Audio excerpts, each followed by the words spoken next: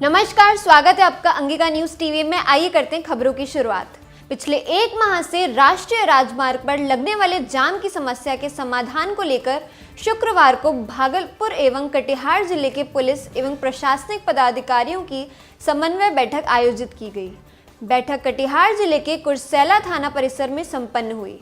बैठक में राजमार्ग पर लगने वाले जाम की समस्या के समाधान को लेकर विचार विमर्श किया गया। भागलपुर के डीडीसी सुनील कुमार और डीआरडीए कार्यपालक अभियंता अशोक कुमार मेहता ने गोपालपुर प्रखंड मुख्यालय कार्यालय सहित आदर्श ग्राम धरहरा का निरीक्षण किया, जिसमें प्रखंड में प्रधानमंत्री आवास योजना और शौचालय के जियो टैगिंग के बारे में बताया गया। जियो टैग के माध्यम से कोई भी व्यक्ति घर बैठे मनरेगा के तहत होने वाले विकास कार्यों की जानकारी हासिल कर सकता है।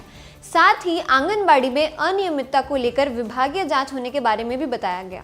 काम देखिए मतलब मैक्सिमम जगह में हुआ है, लेकिन सबसे बड़ा दिक्कत है कि उसका एमबी नहीं हुआ है, समझे ना।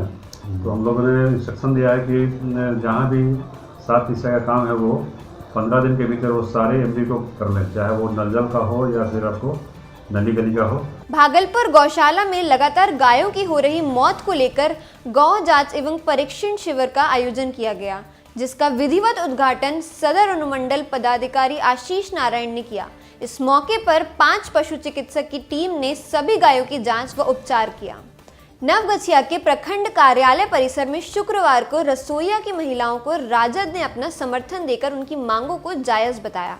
कार्यक्रम की अध्यक्षता रसोईया संघ के जिला अध्यक्ष जगदीश प्रसाद यादव व संचालन भागलपुर जिले के राजद जिला प्रवक्ता सह मीडिया प्रभारी विश्वास झा ने किया। मध्याह्न भोजन कर्मी सरकारी कर्मचारी का दर्जा मिलने के अलावा 13 सूत्री मांगों को लेकर लगातार 14 दिनों से हड़ताल पर कायम है।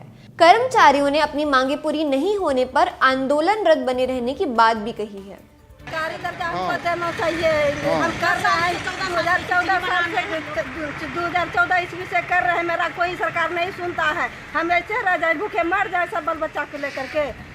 भागलपुर के सैंडिस कंपाउंड में एनसीसी 2 गर्ल्स बटालियन की ओर से सफाई अभियान चलाया गया।